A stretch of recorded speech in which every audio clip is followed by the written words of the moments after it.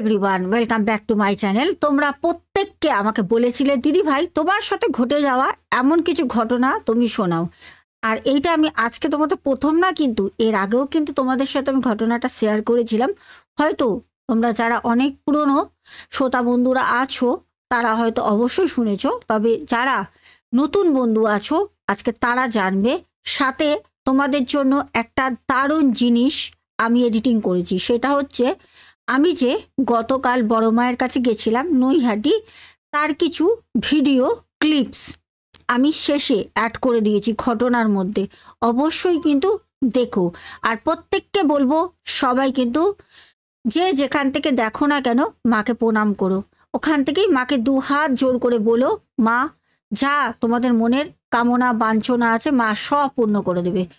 চলো এবার আমি তোমাদেরকে আমার জীবনে ঘটে যাওয়া একটি সত্য ঘটনা বলি। আমি যখন এই ঘটনাটা ঘটে তখন না আমার বয়স ছিল 7 বছর। 7 বছর বয়সেই আমার ফার্স্ট টু লাস্ট আমার মামার বাড়িতে যাওয়া, তারপর যেতাম কিছু ক্ষণিকের জন্য, থাকতাম না। আর আমরা সবাই জানি মামার বাড়ি হচ্ছে একটা মানে নাতি নাতনির কাছে খুবই প্রিয় জায়গা। দাদু বাড়ি, মামা বাড়ি, তো আমারও সেইটা কিন্তু খুবই প্রিয় একটা জায়গা ছিল যখন আমার 7 বছর বয়স। তারপর থেকে আমি আজ পর্যন্ত কোনো দিন গিয়ে থাকিনি। হ্যাঁ, ঘটনাটা বলি তার আগে বলবো সবাই একটা করে লাইক করে দাও, যারা এখনো পর্যন্ত ভালোবেসে চ্যানেলটাকে সাবস্ক্রাইব করোনি করে নিও। ঘটনাটা বলি, খুব মনোযোগ সহকারে শোনো। আর হ্যাঁ, অবশ্যই কিন্তু লাইক করতে ভুলবে না। আমি জানি করে দিয়েছো, তবুও একবার মনে করে দিলাম যারা করোনি তাড়াতাড়ি করে নাও। আচ্ছা, ঘটনাটা ঘটে হচ্ছে যখন আমার 7 বছর বয়স। আমরা না তখন প্রত্যেক দিন সন্ধ্যা হলে চলে যেতাম মামার বাড়িতে, মানে শুধু আমি একা না, আমার মা বাবা সাথে আমি। আমার মা বাবা প্রত্যেক দিন যেত, আমাকে কোলে কোলে নিয়ে যেত বাবা।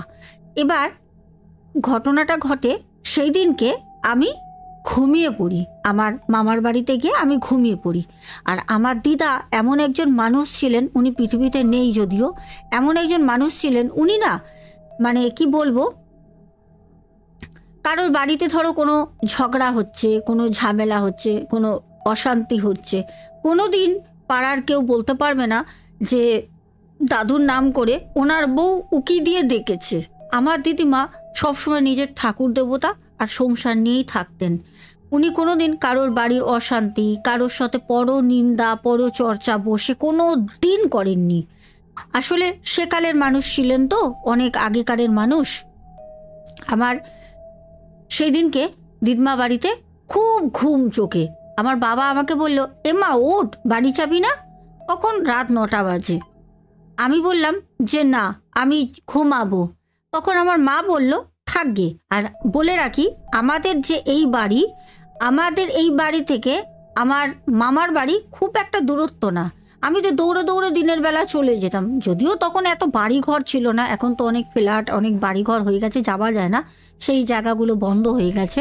আগে সব খোলামেলা ছিল, দৌড়ে দৌড়ে চলে যেতাম, কারণ আমার দিদিমা সব সময় আমার জন্য রান্না করে রাখতো। আর আমি খুব রোগা পাতলা ছিলাম তো, আমার দিদিমা জ্যান্ত মাছের ঝোল, তারপর নানা রকম ফুডস আমার দাদু নিয়ে আসতো, সেগুলোকে সুন্দর করে রান্না মানে গুছিয়ে তার মধ্যে লবণ চিনি দিয়ে যাতে আমি খেতে ভালোবাসি ওরম করে রাখতো। আমি যেহেতু উনি চাটনি খেতে খুব ভালোবাসতাম, আচার চাটনি, সেগুলো আমার দিদিমা আমার জন্য করে রাখতেন। তো ওই সময় তো ফোন টোন ছিল না। এবার আমি দৌড়াতেই বলতে পারো দিদিমা বাড়ি এক প্রকার দিনের বেলা যতবার ইচ্ছা হতো দৌড়ে দৌড়ে চলে যেতাম। ও দিদিমা খিদে পেয়েছে, দিদিমা কিছু খেতে দিল, একটা ছোট্ট টেপ জামা আর একটা প্যান্ট পরে দৌড়াতাম জুতো পরে। এবার ঘটনাটা ঘটে সেই দিনের, যেই দিনকে রাতের বেলা আমি আসিনি, বাড়ি থেকে যাই। আমি জানি না সেদিনকে ছোট মানুষ, পূর্ণিমা ছিল না আমাবর্ষা ছিল, কি বার আমার কিছুই মনে নেই। তো যখন রাত আনুমানিক ওই 10:30 11টা বাজে, তো আমার দিদিমা আমাকে কোলে কোলে তুলে বলছে, মা ভাত খাবি না? দিদিমা ভাত থালায় মেখে রেখেছে। আর আমার দিদিমা, দাদু বলো, আমার জ্যাঠা জেঠিমাও মারা গেছেন, মানে আমাকে আমার পরিবারের সবাই খুব খুব ভালোবাসতেন। তখন আমাকে দিদিমা কোলে নিয়ে বললেন, এমা ভাত খাবি না? ওঠ। আমি দিদিমাকে কোলে ওই ঘেঁটিটা জড়িয়ে কাঁধের মধ্যে শুয়ে রয়েছি, যেরমভাবে বাচ্চারা থাকে।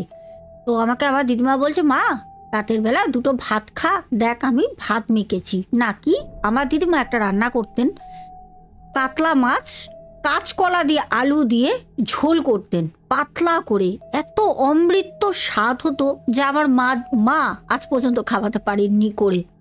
আমার দিদিমা আমার জন্য ওই মাছের ঝোলটা রান্না করতেন, কাঁচকলা আলু পেঁপে দিয়ে গুঁড়ো মশলা ধনে গুঁড়ো জিরে গুঁড়ো দিয়ে রান্নাটা করতেন। যদিও তখন অত জানতাম না, বড় হতে হতে মায়ের মুখে শুনেছি দিদিমা এরম করে করতেন। যাই হোক, দিদিমার হাতে রান্নার খুব স্বাদ ছিলেন। দিদিমা আমার জন্য এখনই আমার সেই স্বাদ মনে পড়ছে। দিদিমা তখন আমাকে ওই কাঁচকলা আলু দিয়ে মাছের ঝোল মেখে আমাকে এই কটা ভাত থালায় খাইয়ে দেয়। আমি চোখ বন্ধ করেই কোলে দিচ্ছে, আমি খাচ্ছি। তখন আমাকে দিদিমা বলল যে খাওয়া হয়ে গেছে, মুখ ধুয়ে দিয়েছে, বললো তুই টাথরুম করে এসে, দিদিমাদের বাথরুমটা বাইরে ছিল, ঘরের বাউন্ডারির ভেতরেই, বললো হাত মুখ কলপারে ধুয়ে আয়। আমি বাচ্চা মানুষ গেলাম, জল ছিল বালতিতে, আমি হাত পা ধুয়ে করে এসে শুয়ে পড়ি। এইবার প্রচণ্ড গরম, কালটা ছিল খুব গরম, আর দিদিমা বাড়িতে পাকা একটা ছিল, আর তখন না খুব লোডশেডিং হতো, ওই সময় খুব লোডশেডিং হতো, রাত ভোর না ওই কারেন্ট অফ, জানলাগুলো খোলা। আনুমানিক রাত তখন বেশ গভীর, চারপাশটা পুরো নিস্তব্ধ, সবাই ঘুমাচ্ছে। আমি ছোট মানুষ, আমার না ঘুম ভেঙে যায়। আমি দেখলাম আমার পাশে দিদিমা শুয়ে রয়েছে, আমার দিকে ঘুরে, দিদিমা আসলে আমাকে জড়িয়ে নিয়ে শুয়েছিল, আমি জানলার ধারে, আর দিদিমার পেছন সাইডে রয়েছে আমার মাসি। তো সবাই ঘুমাচ্ছে, আমি দিদিমার দিকে তাকিয়ে দেখছি দিদিমা ঘুমাচ্ছে। ছোট থেকে আমি খুব দুষ্টু ছিলাম, তো দিদিমা ঘুমাচ্ছে বলে আমি দিদিমার নাকে দিদিমার চোখে হাত দিয়ে এরম করে টিপছি। তো দিদিমা আমাকে বললো কি, বদমাইশি করে না, চুপ করে ঘুমা, সকালবেলা তোর স্কুল আছে, আমি দিয়ে আসবো বাড়িতে। দিদিমা চোখ বন্ধ অবস্থায় বলল। আমার তো ঘুম হচ্ছে না, কারণ আমি 9টা থেকে ঘুমাচ্ছি, যে হয়তো তারও আগে হবে। আমার ঘুমটা ভেঙে যায়। এবার আমি দিদিমার দিক থেকে পাশ ফিরে জানলার দিকে ঘুরে শুই, আর ঠিক আমার সামনেই জানলা, আমার সামনে দিদিমার ওই ছোট্ট ঘরে 3খানা জানালা ছিল পর পর, যাতে হাওয়া বাতাস আসে, কেন পেছনে পুকুর। আচ্ছা, এবার আমি জানলার দিকে তাকিয়ে রয়েছি। বিশ্বাস করবে না বন্ধুরা, মনে হয় ভালো কিছু সময় পরিবেশটা অন্যরকম হয়ে যায়। তখন কটা বাজে রাত আমি জানি না, সব ঘরে অন্ধকার, হয়তো তখন কারেন্ট ছিল না বলে ঘরে অন্ধকার, আর তখন অনেক রাত, এইটুকুনি তো বুঝি অনেক রাত, কারণ দিদিমা আমাকে খাবিয়েছেন, তারপর সবাই শুয়েছেন, তো রাতের বেলায় মানুষে খেয়ে দিয়ে শোন। এবার আমি যখন জানলার দিকে তাকিয়ে রয়েছি, বাইরে না পুকুরের ওপরে দেখছি অসংখ্য জোনাকি, বড় বড় জোনাকি উঠছে। চারপাশে না খেজুর গাছ, বাড়িও আছে, দূরে দূরে বাড়ি আছে পুকুরের ওপারটায়, আর পুকুরের এপারে আমার দিদিমা বাড়ি একটাই। অনেকক্ষণ ধরে আমি জানলার দিকে তাকিয়ে রয়েছি, বাইরেটা দেখছি কত সুন্দর, চারপাশে জোনাকি পোকা উঠছে, আমার খুব ভালো লাগছে। আর ছোটো বাচ্চা, ওরকম দৃশ্য তো আমি কোনো সময় দেখিনি। আর আমি কিন্তু ড্রয়িং করতাম, খুব ভালো আঁকতাম। তখন না মনে মনে ওই আঁকাগুলো চিন্তা করছি যে এরকম একটা ছবি আঁকবো, নীলচে নীলচে আকাশ, আর জোনাকি উঠছে, পুকুরে জলটা কালো কালো লাগছে, যদিও কালো না, পুকুরের জলটা সবুজ সবুজ ছিল, কেন পানা পুকুর। তো আমি এইসব শুয়ে শুয়ে ভাবছি, ওই ছোট্ট তখন আমার বয়স। হঠাৎ করে 1 মিনিট, তো ছোট,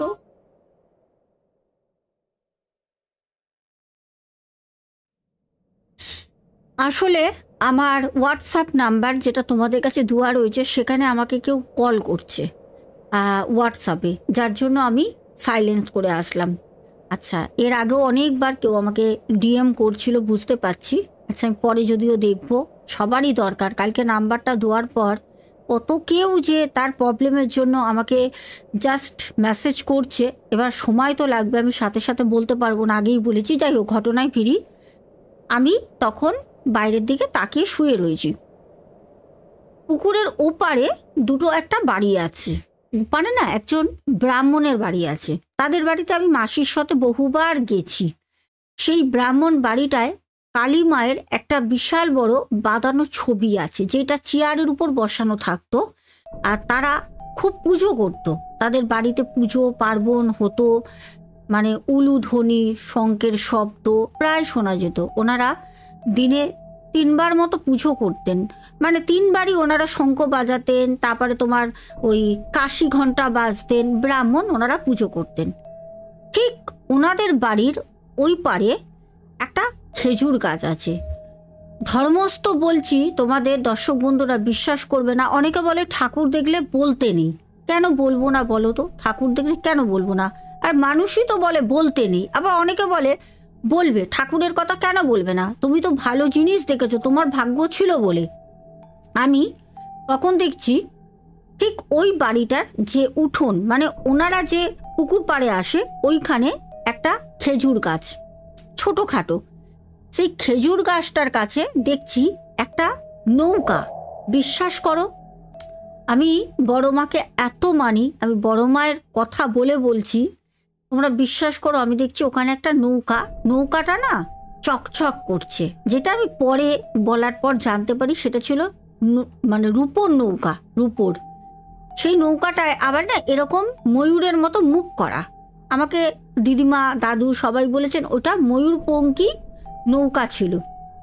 আমি দেখছি নৌকাটা দাঁড়িয়ে রয়েছে, আর জ্যোৎস্নার আলো, জানো, চারপাশে না জ্যোৎস্নার আলোয় আলোকিত, আর ঝিঝি পোকার শব্দ, আর জোনাকি উঠছে, আর কিচ্ছু নেই। বাতাস হালকা হালকা হাওয়া দিচ্ছে, কারণ একদম পুকুর পাড়ে, সামনে গাছ রয়েছে, পেছনে দেখতে পাচ্ছি একদম দিনের মতো। আমি তো অনেকক্ষণ ধরে চেয়ে আছি। বিশ্বাস করবে না তোমরা, আমি দেখছি ওই বাড়িটার উঠোন থেকে একজন, ঠিক খুব বেশি হাইট না, মানে ওই ধরো 5-5.5 ফুট হবে, একজন মহিলা, সাদা রঙের ধবধবে শাড়ি, লাল চওড়া পাড়, পুরো প্লেন লাল চওড়া পাড়, চুলগুলো না কোঁকড়ানো। উফ, আমি তোমাদের বলছি, তোমরা শুধু আমাকে দেখো একটুখানি, তোমরা দেখতে পাচ্ছ কিনা জানি না, আমার হাতটা দেখো, পুরো সারা শরীর কাটা দিচ্ছে। জয় মা।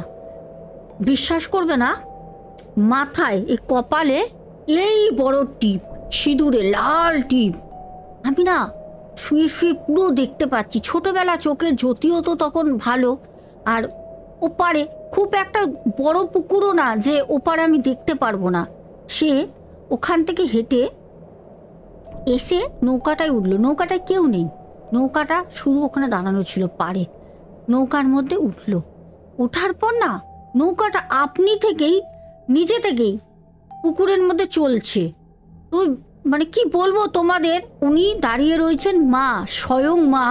আমি জানি না উনি কোন মানে দেবী ছিলেন ওই মুহূর্তে। আমি না তাকিয়ে রয়েছি, আমি বলছি কী দেখছি, আমি না ভালো করে উঠে না এরকম করে জানলা দিয়ে দেখছি। উনি নৌকাতে উঠলেন, নৌকাটা আস্তে আস্তে নিজে থেকেই চলছে, আর নৌকাটা আসছেও আমার দিদিমা বাড়ির জানলার দিকে, যেখানে আমি শুয়ে আছি। আর বিশ্বাস করো, হাতটা ঠিক মায়ের এরকম, যেরকম আমরা ফটোতে দেখি না, বাস্তবেই ওরকম, জানো তো, হাতটা এরম করা, হাতের মধ্যেও একটা লাল ছাপ গোল, আর হাতগুলো আঙুলগুলো মোটা মোটা, নাটা খাটো খাটো। ওফ, কি যে দৃশ্য! আমি না ভয় পাচ্ছি না, কিন্তু আমি দেখছি, ছোটবেলায় আমি খুব দুষ্টু ছিলাম জানো তো, খুব।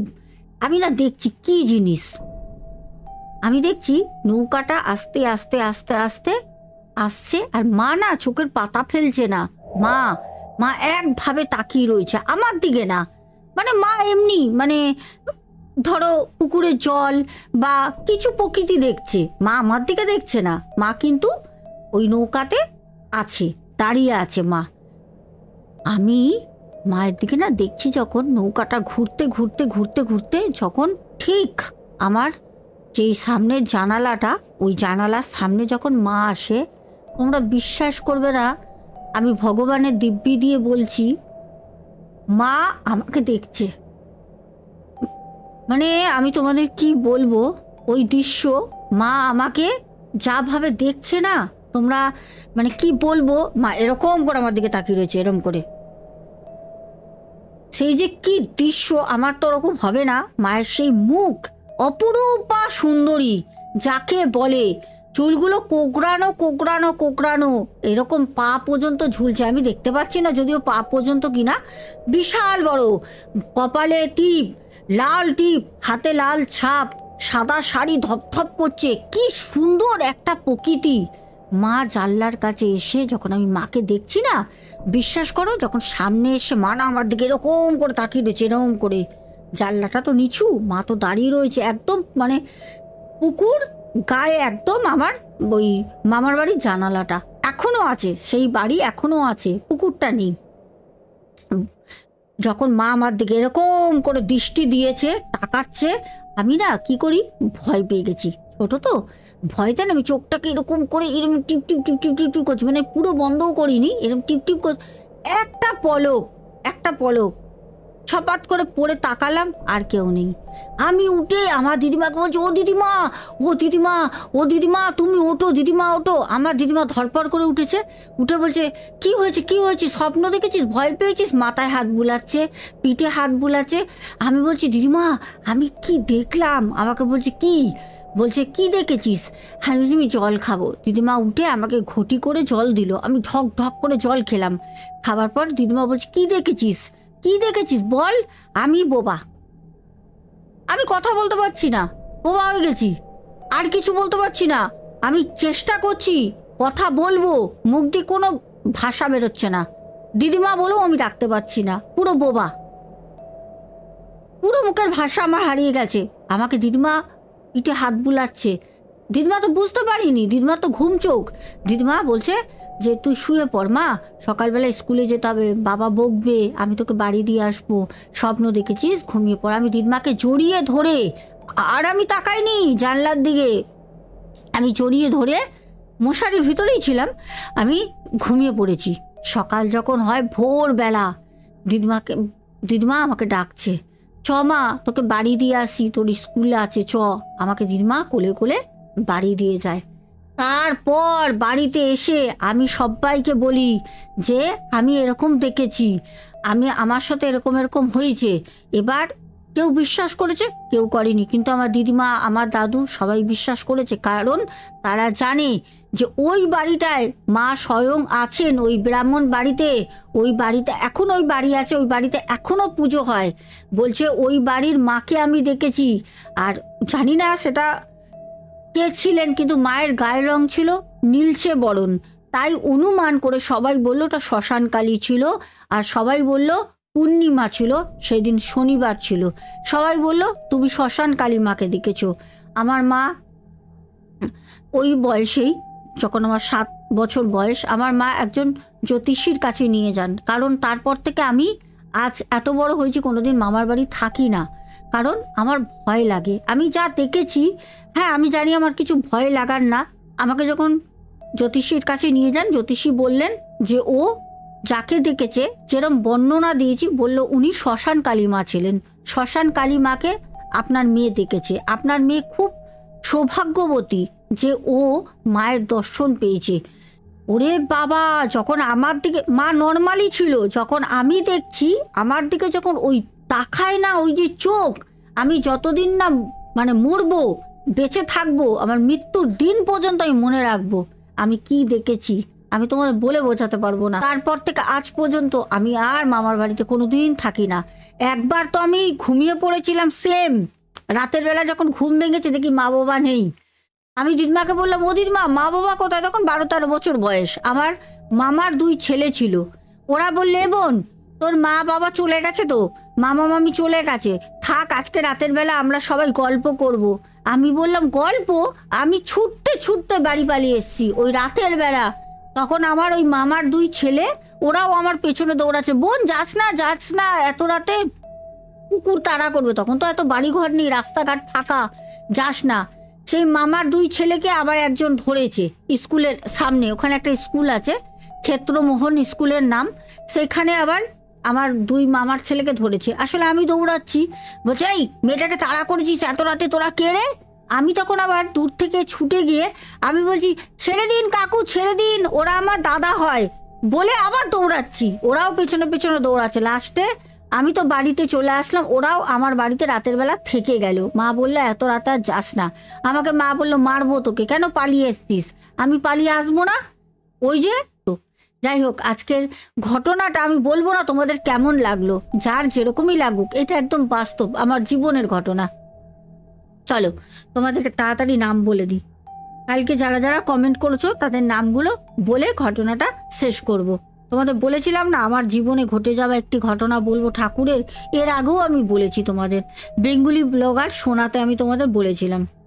প্রথমে কমেন্ট করেছো টিনা আচারিয়া, তারপরে করেছো পিয়ালি ভারদ্বাজ, পিয়ালি 3খানা পরপর করেছো কমেন্ট, তারপর সঙ্গীতা দি ভাই, তারপরে করেছো আবার পিয়ালি, তারপর প্রদীপ দাস দাদা ভাই, তারপরে আলপনা ভট্টাচারিয়া, তারপরে বাবু সোনা করেছো, তারপরে মৌমিতা দাস কমেন্ট করেছো, তারপর মিতালি ভট্টাচার্য কমেন্ট করেছো, তারপর কমেন্ট করেছো পিন্টু ঘোষ, তারপরে নিতাই সর্দার দাদা ভাই কমেন্ট করেছো, তারপর গার্গী সুর কমেন্ট করেছো সোমা দাস পরিবার থেকে, তারপর রেখা কমেন্ট করেছো রেখা দিদি ভাই, তারপরে কমেন্ট করেছো শ্রেয়সী কমেন্ট করেছো, না 1 মিনিট দাঁড়াও, এই নামটা অনেকটা বড় তো একটুখানি দেখে বলি, ঠিক আছে?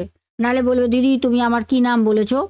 আচ্ছা, শ্রেয়শীষ বাস্কেট, আচ্ছা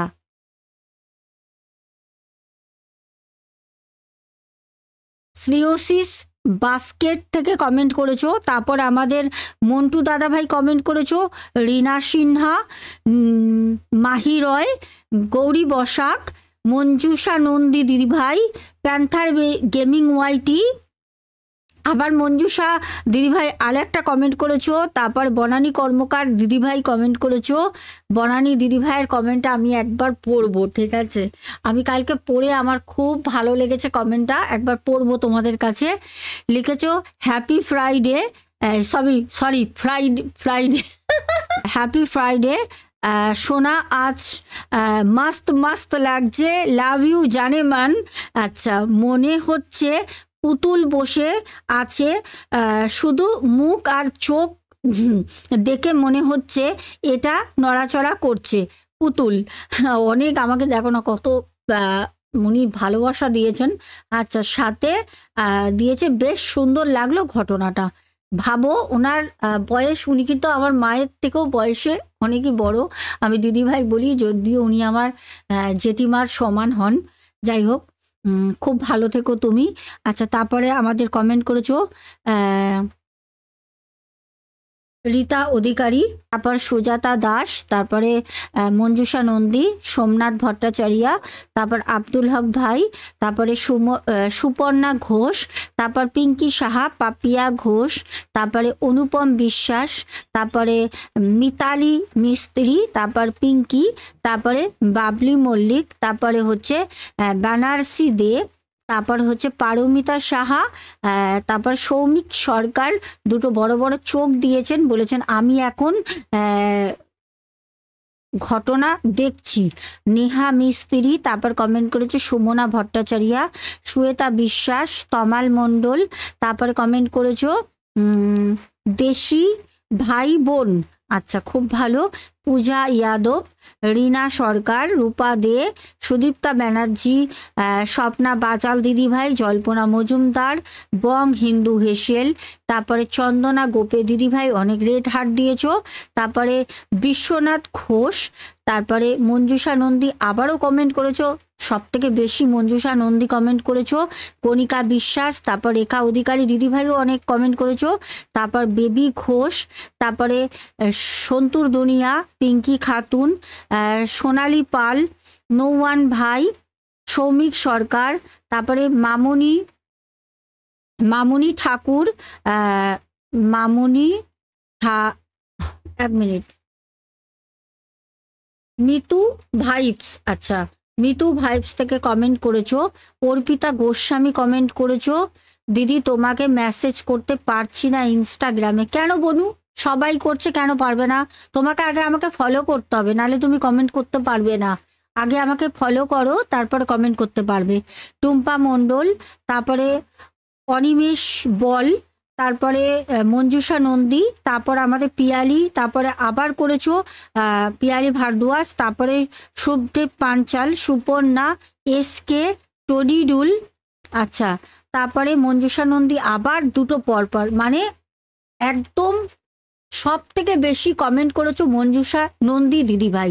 সবাইকে অনেক অনেক ভালোবাসা। আজকের ঘটনাটা তোমাদের আমার জীবনের শোনালাম। সবাই খুব ভালো থেকো। আর আজকে সকাল থেকে যা বৃষ্টি আরম্ভ হয়েছে, তোমরা আমাকে কমেন্টে জানিও কে কোথা থেকে ঘটনাটা শুনলে, আর তোমাদের ওখানে আজকে বৃষ্টি হচ্ছে কিনা। চলো সবাই খুব ভালো থেকো, সাবধানে থেকো। হ্যালো এভরিওয়ান, চলো আজকে কিন্তু আমি যাচ্ছি কোথায় বলো তো? বলবো না, সাথে থাকো। আর কোথায় যাচ্ছি সেটা দেখতে পাবে। আমি একা যাচ্ছি না, সাথে প্রিন্সও আছে। তো চলো, আজকে অনেক দিন পর বাইরে বেরোলাম।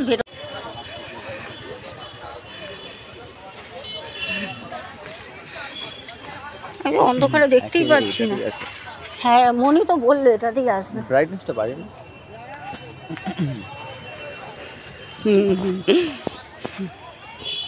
বেশি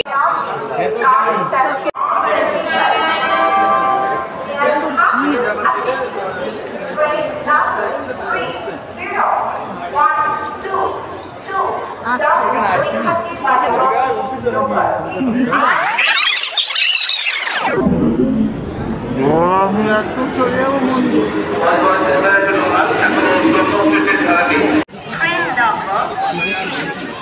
হ্যাঁ, কি বলছিস বাবা? বোন আমার তো খাইনি রে, মাথা করছে এমনি ধরিস। খাইনি, মাথা করছে ধরিস। না খেয়ে যাচ্ছি তো, ওই জন্য বলছি বাবা, দেখ সত্যি সত্যি মাথা ঘুরছে।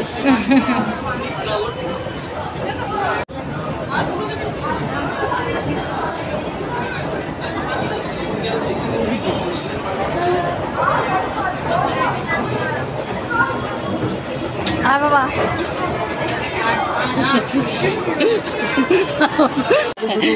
দেখো আমি সকাল থেকে না খেয়ে রয়েছি, মাকে পুজো দিতে যাচ্ছি, বড় মাকে।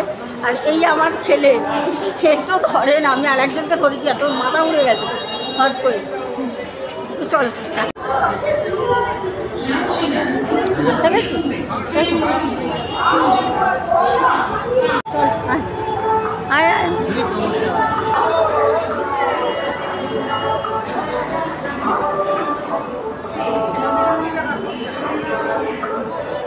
এলাম, এই যে মাকে বলবো ভালো করে ফুলটা দিয়ে দেন। কতদিন পর আসবো করে দেখো চলে এসেছি। এখন কোথায় বলো তো? আমি আছি নৈহাটিতে বড় মায়ের কাছে। চলো পুজোটা দিয়ে দিই ভালোই ভালো। জয় মা, বড় মা।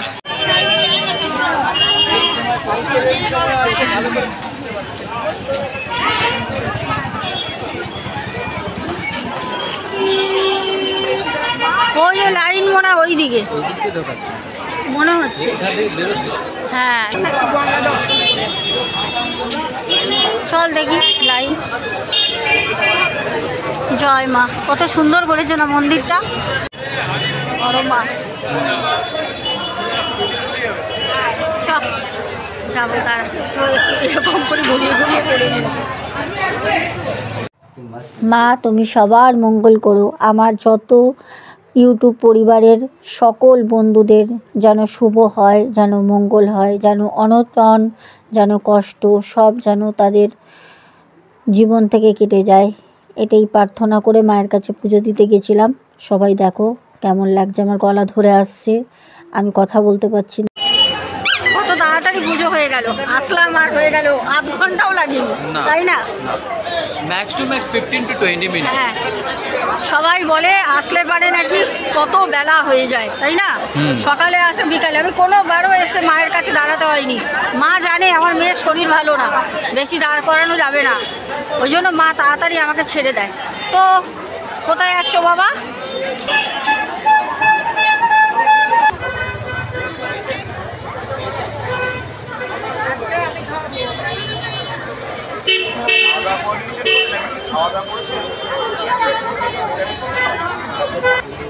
হয়ে যাবে তো?